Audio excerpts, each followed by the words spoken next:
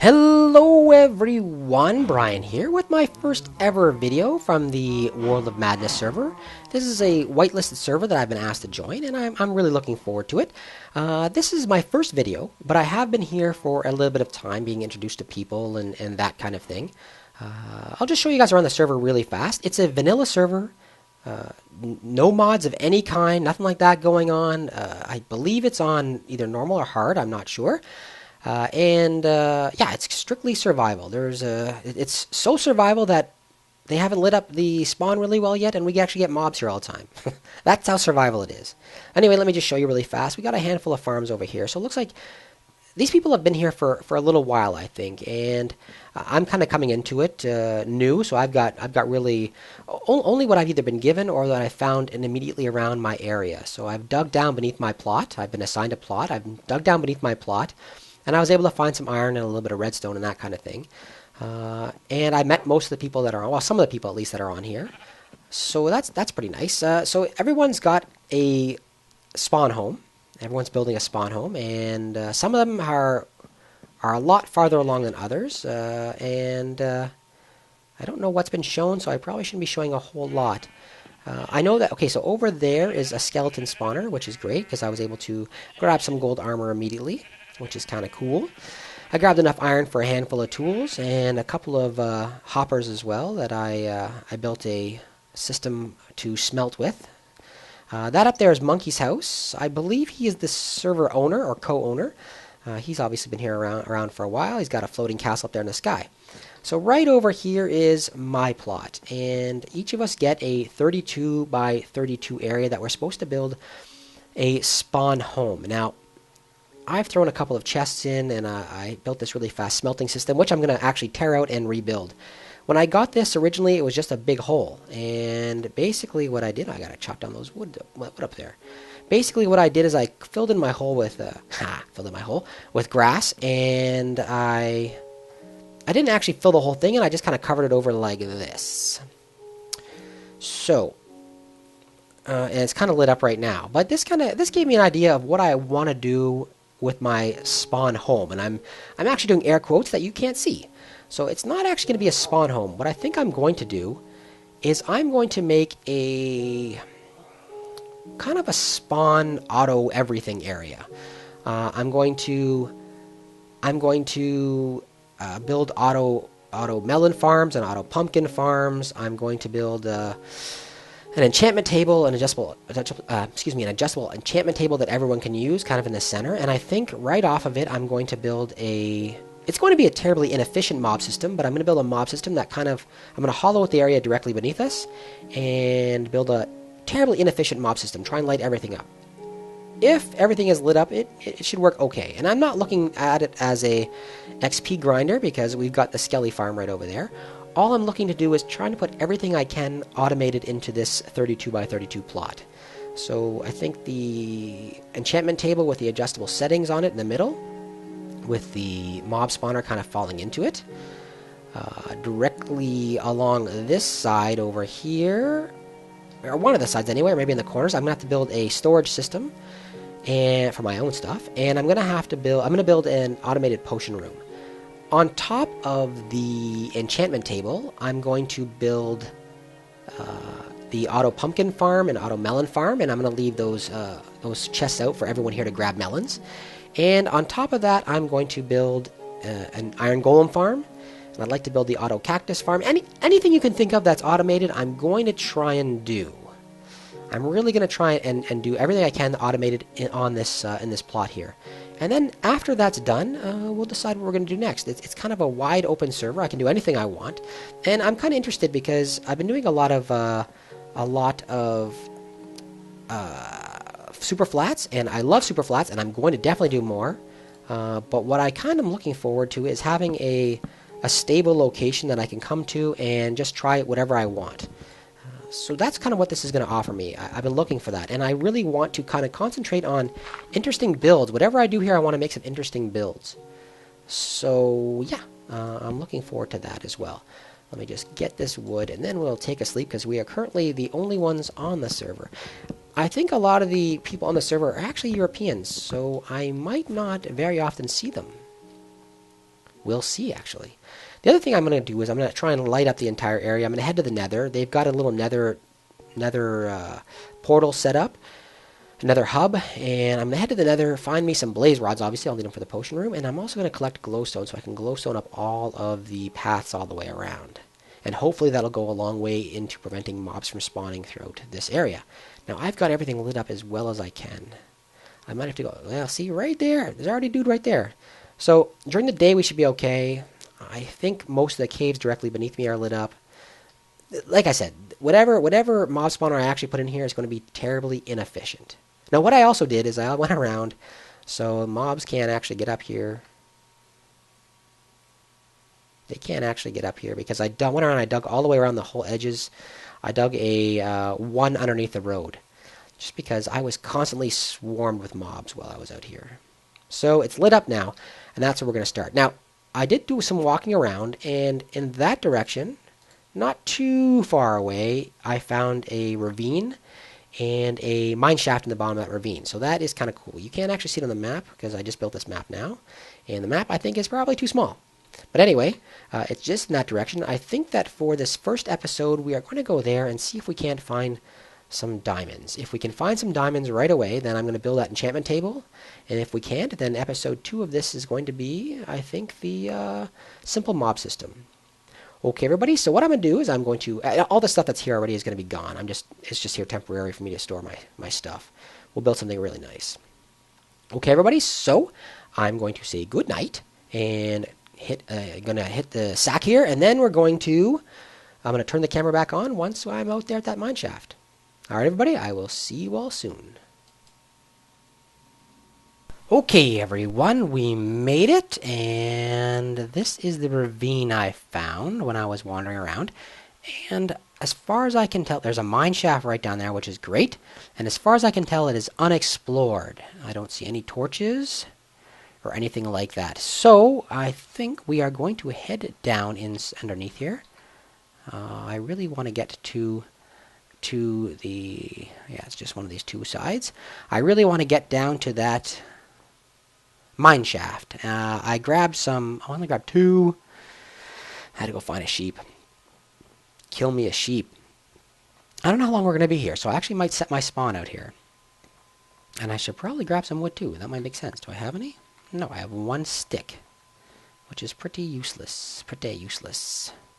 So keep your eyes peeled for sheep. I need 1 more. You know, I could probably just grab some spider webs down there.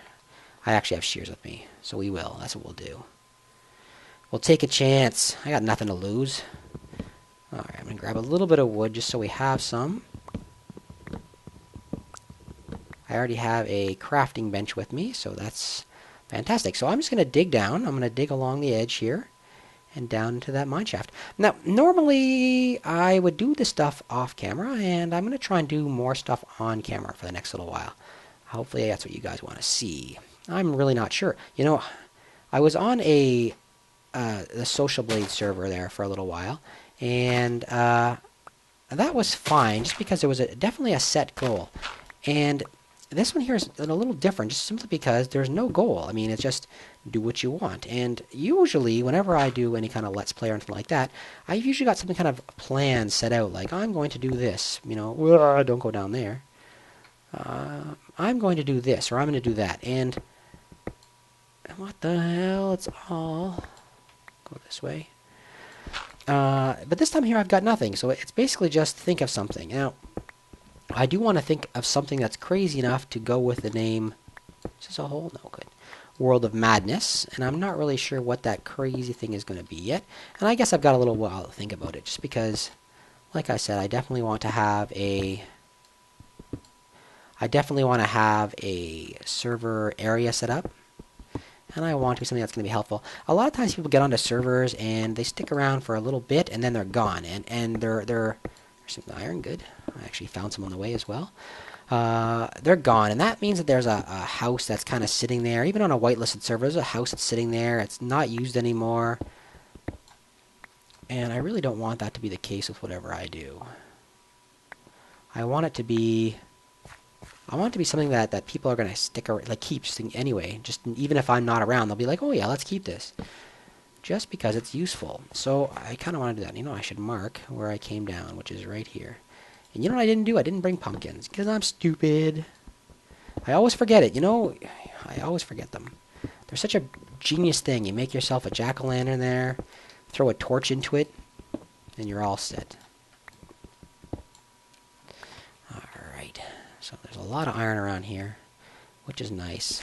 I'm going to have to stop somewhere for a little while at least, and actually cook up some of this stuff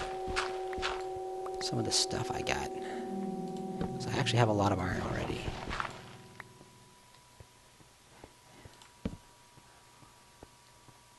Alright.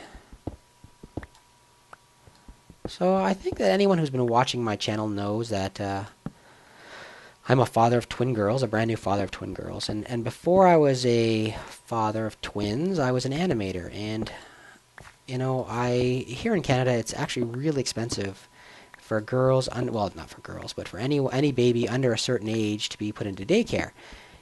Any baby under the age of 2 is really, really expensive. It's going to cost $50,000 for me to put my girls into daycare. And, you know, for 50 grand, I think I could probably do a better job than someone else taking care of these girls. So I've decided that I'm going to be taking some time off.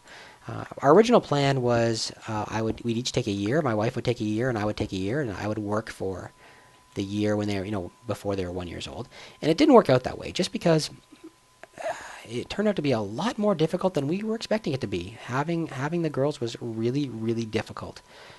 So my wife's year is almost up. My girls are 9 months now, so I guess it's not almost up, but it's coming near an end. So I'm going to be on my own, and that's making me a little nervous. It is honestly making me a little nervous, just because, you know, neither one of us have been on our own yet. Now, my girls are great. I love them to death. I am missing work. I miss work. I'm doing some stay-at-home contracts and that kind of thing, which is also pretty cool. Let's see if I can make it across. I did. I'm doing some contracts at home, which is really nice. It gives me a chance to, you know, keep practicing. But, you know, I've kind of decided that if I'm going to stay home, then I'm going to do my best to give YouTube a shot. Now, I'm saying that, and it probably sounds hilarious for anyone who's you know, of a decent size. This guy's giving it a shot. I'm only 145, I think, right now, or 143, something like that, subs. But my plan is to actually take what I know, which is animation, and start doing that on my channel. And I think that is going to help out a lot as well. So I'm pretty excited about that. It's going to give me the opportunity to practice as well, because I haven't done so. Like I said, I've done some stay-at-home contracts. I've just recently finished working on one that was a game that's coming out pretty soon. It's looking forward to it. It's called Contrast, and it's by a studio in Montreal called Compulsion. So I'm looking forward to that. But I think I'm going to start doing some animation on my channel, and I've been doing some Maya videos and that kind of thing, and those have gone over pretty well. It lets me practice my rigging again, and, you know, which is something that if you don't practice all the time, you lose it pretty fast. Alright, let's just go around here. I don't think there's anything on this side. I just want to light everything up. Yeah, so you lose it pretty fast. So I'm going to, I think I'm going to start that animation really soon. And I've got a couple ideas, a couple comedic ideas, and a couple of kind of like fights, you know, like kind of like action scenes. I think I'm going to start with the action scenes just because, you know, they might not sound like it, but I think they are easier to do. You don't have to worry about comedic. You have to worry about timing still, just not comedic timing. And comedic timing and animation timing can be very, very different. So I'm going to start with an action scene, I think, but I do have a couple of other ideas as well. So I'm really looking forward to that. Hopefully you guys are too. And having girls has been wonderful. It made me realize why. Before I was an animator, here's my whole life story. Before I was an animator, I was an engineer, and I was basically a coder. I built tools that put people out of work. Now, that sounds pretty bad, because what I did basically is I automated people to, like, work. I automated the work that people did, and so I would finish a program, and then people would be out of work, and that would be it. So that kind of sucked. I'm not going to go after it. That kind of sucked. I switched over to animation because I really, I was working at a company called Nortel, and Nortel closed its doors, and they offered anybody who volunteered. They didn't actually close their doors; they were downsizing. When I say downsizing, they went from like they downsized by 50,000 people or something, some outrageous number like that. So there's a lot of gravel here. So they offered anyone who volunteered to be laid off a year's salary or some number like that. It was a good amount of money. So both my wife and I took it. We both thought, why don't we try something new? We don't have to be engineers. My wife's an engineer as well. Actually, my wife's gone back to school several times. She is an engineer. She's a dietitian. She's an accountant. She did a master's in accounting. So she loves her school. That's for sure. And so do I. I love school too. I just love learning new things. But anyway, when they offered the layoff, both my wife and I said, sure, we'll take it. And we did so. And we both went back to school. That's when my wife went back to accounting. She thought about it for a really long time and thought, her and I think much differently. She likes stability. She likes, having an easy, not an easy paycheck, but a paycheck that's, kind of always there. And my attitude was a little different. My attitude was, if I'm going back to school, I'm going to do something I really want to do. And it's kind of funny because, years before that, well, not years before that, a little while before that, a friend of mine, when Nortel closed, my friend of mine came to me and said, hey, why don't we start something different? Why don't we do something completely different? And I agreed. I said, okay, let's try something different. And I started a design studio. And it was kind of funny because as an engineer, I spent half my time every day, when I wasn't actually like doing something that was vitally important to the business, I spent my time taking art classes. And I did not just any art classes. I kind of took everything. I took some creative writing. I took photography. I took drawing and painting and all this other kind of stuff. But I was also doing a master's in computer science. And one day I was sitting there in class, and I realized that, I don't want to do this. I don't want to go deeper. I'm an engineer, and I'm already a coder, and all I'm doing, I wasn't really happy. I wasn't really happy in life. I wanted something different, and I just realized that I was just making it worse. I was taking these courses that were making it worse. I was digging myself a deeper hole. I didn't want that. I didn't want that at all. So I started taking all these different art classes, and at one point there was a computer art class that was offered, and I thought that was kind of interesting because it wasn't like Photoshop or anything like that. I mean, those were elements of it, but the real idea of it was computers and technology as art, which was really rather cool, I thought. So what I did is I took that class, and it introduced me to 3D animation. It introduced me to the 3D tools. And those 3D tools literally changed my life. I dropped out of the master's in computer science. I quit. I just dropped it, and I started applying to animation schools. And I ended up going to, there wasn't very many. I started applying to art schools that had an animation side to it. And I ended up at Concordia University, where I did a BFA. I have no idea where I was going with this story. I just started talking about myself, didn't I? Anyway, you know what? I think we actually made it to this mine shaft. I don't know how long I've been recording. We are actually in this mine shaft, and I don't want to bore you guys with too much of this detail. So what I'm going to do is I think I'm going to cut it off here. I'm going to cut off this video here where we found this mine shaft. In the next episode, I'm going to try and keep these short, and I'm actually going to try and do a little more vloggy things like this, just because I want the people who are watching this to know who I am and to also see some cool Minecraft stuff. So that's my plan. Hopefully you guys enjoyed that episode. I hope you did. And hopefully I can watch this back and figure out where I was going with that story. I'm pretty sure I was telling you about how I became an animator and why I want to animate. I was actually. Actually, no, I was telling you why I had, with the girls, what it changed. And having the girls, going back to the point now, having these girls changed my life, because for a while, when I finished animation school, and I actually did a graduate program in animation as well. So I actually did a lot of schooling, and I worked at a handful of studios in all different things. I worked at all different things in games and and in TV and in film. And what I got away from is I got away from making my own stuff, which really I didn't realize how much I missed it until I had the girls, and I actually have an opportunity now to go back and recapture the whole reason why I went into animation in the first place. The whole reason I went into animation in the first place is because I loved telling stories. I loved making beautiful things, really. I loved making things. And it was interesting because I took two different schools. I took Concordia University, which was taught by professors, all wonderful professors who were National Film Board professors, Canadian National Film Board professors, which means they kind of did films that were out of the box. It wasn't like, it's not like anything that you guys would probably see unless you are into, art like films. But yeah, so that's where I learned first, and afterwards I went to Sheridan for my graduate program, where I took really industry standard stuff, character animation, how to build your rigs, and that kind of thing. So that the two combined, I really realized I love telling stories. I got to make a film. My film's actually on YouTube on my channel. It's called Headwinds. It's already up there. I got to make my own film, and I'll put a link up to it here. And I made that film, and after I had the girls, I thought, why am I not doing that? Why am I not doing what I love again? The girls sleep. They're sleeping right now. They're sound asleep.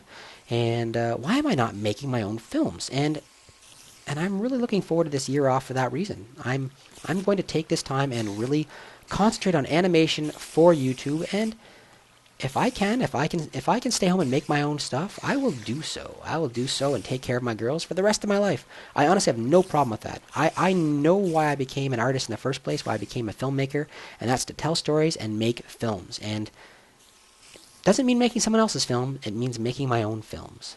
Alright, everybody. There's a dude over there peeking at me. I'm going to cut it off right here. I'm going to throw it on this bench right here. We're going to use this as a little home base. I'm going to quickly make up, not with gravel, I'm going to quickly make up a furnace. And I'm going to toss that around right next to it right there. And I'm going to cook up some of this iron, because I got a lot of it now. That's pretty good. Cook up this iron. And I'm going to cut off our video right there. I hope you guys enjoyed it. I hope you guys don't mind me rambling about myself. Anyway, I hope you enjoyed it. If you did, make sure you leave me a thumbs up. Tell me that you liked it and in the comments, and make sure you subscribe. All right, everybody, have yourselves a great night.